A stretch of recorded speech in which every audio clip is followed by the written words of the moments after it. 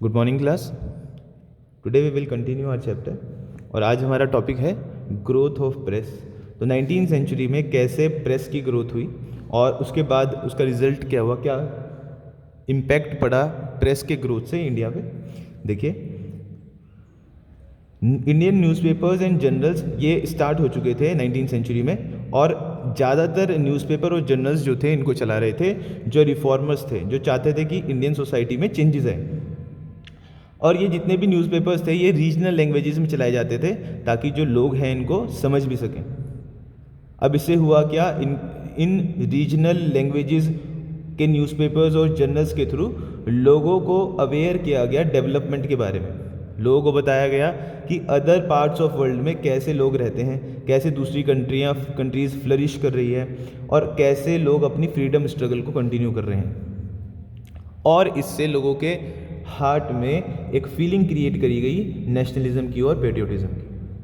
कुछ early newspapers जो 19वीं सेंचुरी में काफ़ी फेमस थे, अमृत बाजार पत्रिका, the Indian mirror, the Hindu, the Kesari, the Maratha, स्वदेश मित्रम, ये कुछ न्यूज़पेपर थे जो उस टाइम फेमस थे। अब हम 19वीं सेंचुरी की आर्ट एंड पेंटिंग की बात करेंगे।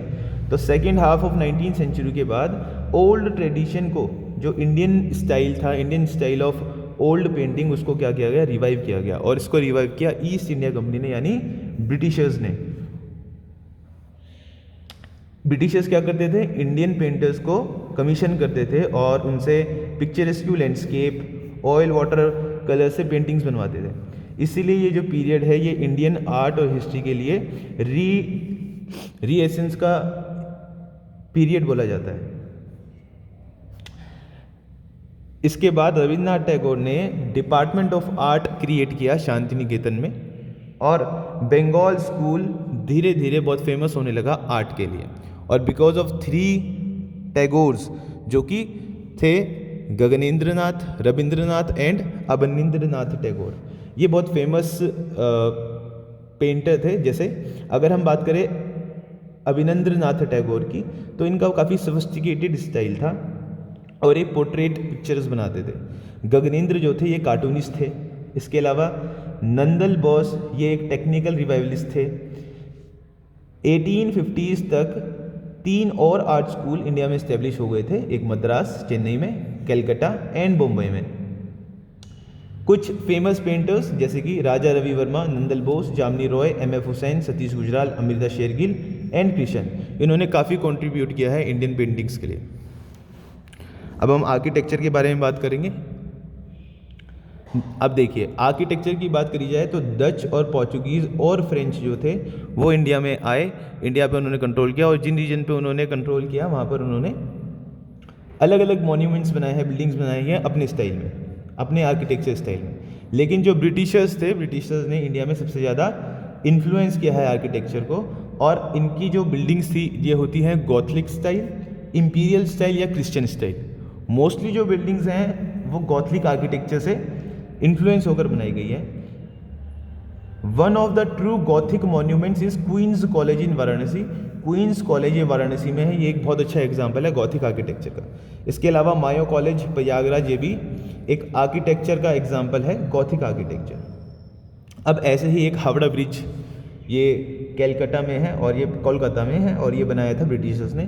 तो Howrah bridge is a gateway to Kolkata, और ये हुगली रिवर के ऊपर बनाया गया था 1943 में, क्योंकि यहाँ पर एक पुराना ब्रिज था, इसका नाम था पोंटून ब्रिज। तो उस पोंटून ब्रिज को रिप्लेस करने के लिए हावड़ा ब्रिज को क्रिएट किया गया, और इसका मेन पर्पस था मिलिट्री की मूवमेंट को फैसिलिटेट करना, मिलिट्री एक जगह से दूसरी जगह जा सके, इसलिए।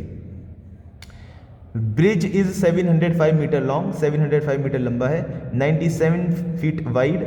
Howrah station red brick facade is surrounding by 8 squares in the oriental and Roman style. तो यहाँ पर क्या है, 8 टावर्स हैं जो ओरिएंटल और टावर स्टाइल्स में हैं। इसके अलावा हम विक्टोरिया मेमोरियल की बात करेंगे। विक्टोरिया मेमोरियल ये बनाया गया था क्वीन विक्टोरिया की याद में। उनके 25 ईयर्स हो गए थे जब इंडिया के over. This is probably the most imposing of British structure of India. ये बहुत अच्छा एग्जाम्पल है ब्रिटिश आर्किटेक्चर का, it is white marble building, एक वाइट मार्बल की बिल्डिंग है जो सदर्न एंड पे कैलकाटा मैदान के सदर्न एंड पे सिचुएटेड है।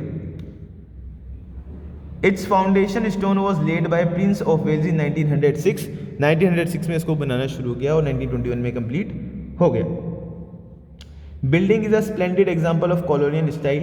The entire exterior of this massive edifice is in Makrana marble, तो ये मकराना मार्बल से बना है। The same which was use to build the Taj Mahal in Agra, जिससे आगरा में ताजमहल बना है। A 16 feet bronze statue of Victoria weighing 3 tons, यहाँ पर विक्टोरिया का एक ब्रॉन्ज का स्टैचू है जो कि 3 टन्स का है। Revolves in the upper most section of the building. There are 25 galleries in a chamber, यहाँ पर 25 गैलरीज हैं और नीचे एक डोम है, डोम के नीचे। Queen's hall wall of which have been deeply graven with the text of Victoria's proclamation. There are portraits of other Britishers, दूसरे ब्रिटिशर्स की पोर्ट्रेट्स भी वहाँ पर है। इसके बाद हम मॉडर्न आर्किटेक्चर पढ़ेंगे नेक्स्ट क्लास में। Thank you class.